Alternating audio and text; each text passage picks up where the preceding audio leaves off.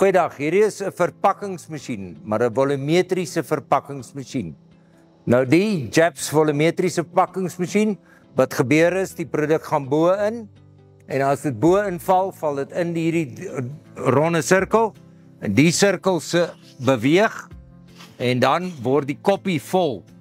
En sodra die koppie vol is, weet ons dat dit 'n 2 kg van die produk is. Die koppies kan vervang word met ander volumes, soos 1 kg, 1,5 kg, 500 gram, en dan word net die tafel verstel om by die koppies te pas. Dit is 'n baie vinnige verpakkingsmasjien.